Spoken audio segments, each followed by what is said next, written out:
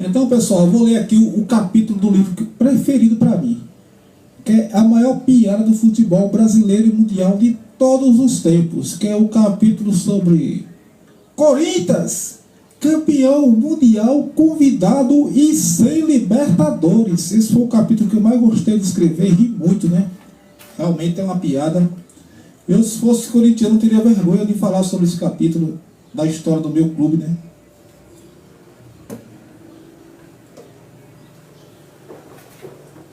Então eu vou ler para vocês um capítulo sobre o Corinthians, campeão mundial, convidado e sem Libertadores, né?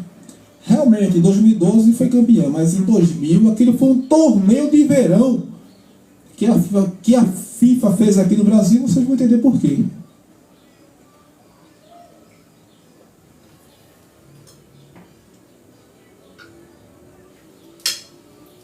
Atenção, corintianos.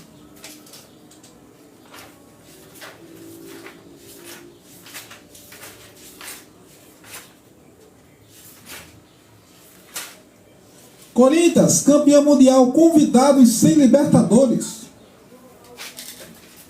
Historicamente, o campeão mundial de futebol de clubes era o vencedor de jogos realizados em Tóquio, a capital do Japão, entre o campeão da Libertadores das Américas e o campeão da Copa dos Campeões da Europa, que evoluiu para a atual Liga dos Campeões.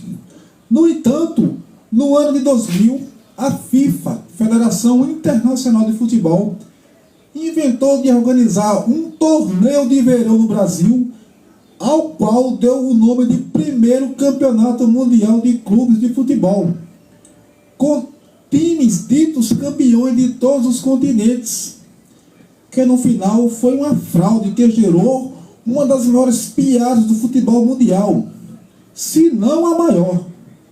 E nesse capítulo você, torcedor, vai entender por quê.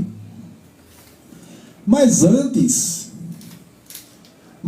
de explicar por que o torneio de verão é chamado de Mundial de Clubes, foi uma farsa.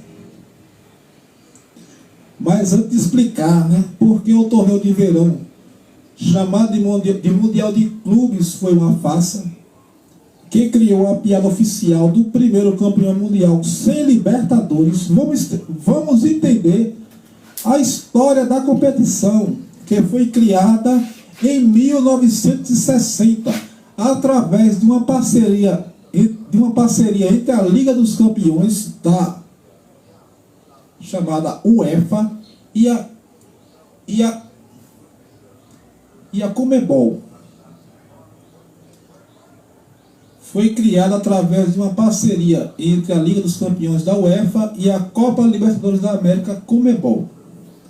E passou a ser disputada em uma partida única no Japão, organizada pela Associação de Futebol do Japão e denominada Copa Toyota, porque a Toyota passou a patrocinar esse evento, por questões de patrocínio dessa empresa, né? Porém, sendo supervisionado por UEFA e Conmebol, então a UEFA e a Conmebol fazia esse jogo em Tóquio, que a Toyota patrocinava. Mas até que em 2000 a FIFA decidiu se meter na história, criando um torneio de verão no Brasil entre os dias 5 e 14 de janeiro, a qual deu o nome de primeiro Campeonato Mundial de Clubes, quando ela mesma sabe que o primeiro Mundial aconteceu no ano de 1951, vencido pelo Palmeiras.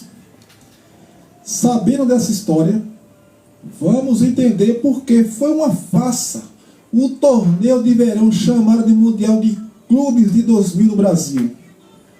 Participaram do torneio 8 clubes. O Al Nassr, campeão da Supercopa da Ásia de 1998, não era o atual campeão do continente, né? O Al Nassr, que participou do Mundial de 2000, não era o campeão da África na época. O Raja Casablanca, campeão da Liga dos Campeões da África, Esse time sim, né? O Raja Casablanca realmente era o campeão da África e tinha direito conquistado por ser o atual campeão do continente africano. O Necaxa é o campeão da Liga dos Campeões e Confederações de Futebol da América do Norte, Central e Caribe, CONCACAF. O Necaxa era... Esse time mexicano tinha o direito conquistado por ser o atual campeão do continente. Ou seja, esse time era o campeão lá da CONCACAF. O Vasco da Gama, campeão da Libertadores de 98. Ou seja, o Vasco da Gama não tinha direito de participar desse campeonato. Por quê? Porque não era o campeão porque não era o atual campeão da Libertadores, que era o Palmeiras em 99, né?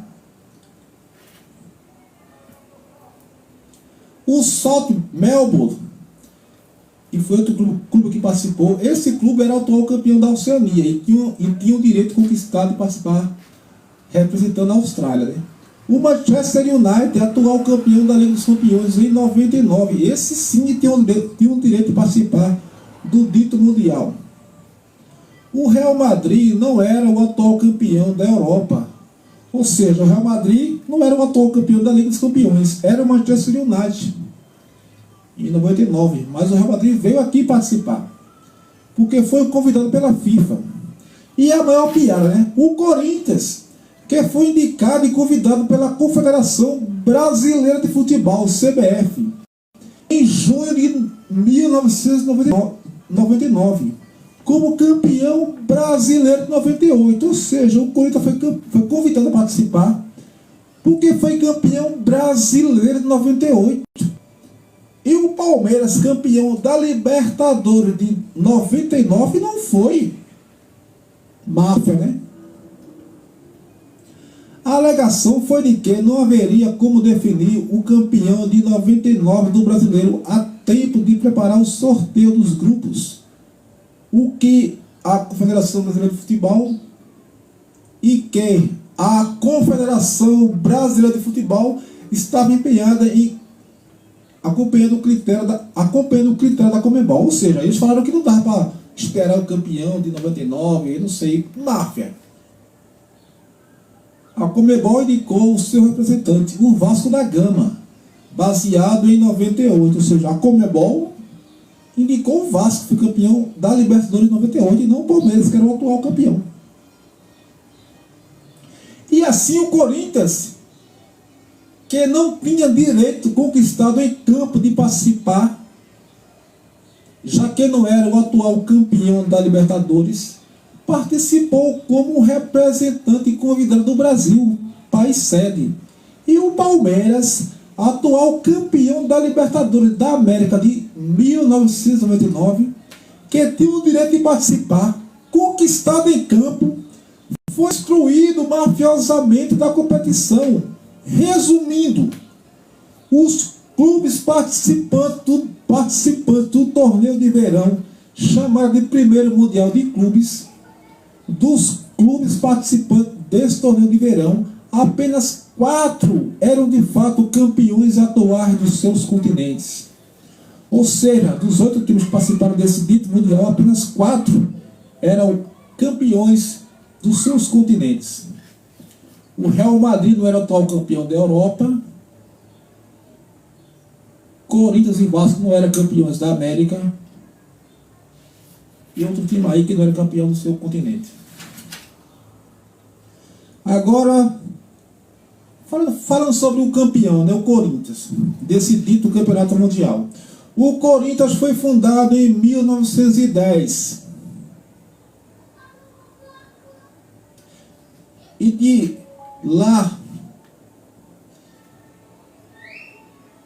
repetindo, o Corinthians foi fundado em 1910, que só ganhou o Campeonato Paulista durante 80 anos, ou seja, de 1910 a 90 o Corinthians só ganhou Paulistinha, que só veio a ganhar um título importante em 90, que foi o Campeonato Brasileiro, que jogou por mais de 100 anos em um estádio da prefeitura. Ou seja, O Corinthians foi fundado em 1910, veio ganhar um brasileiro em 90, passou 80 anos ganhando Paulistinha, jogou mais de 100 anos em um campo da prefeitura, que era o Pacaembu.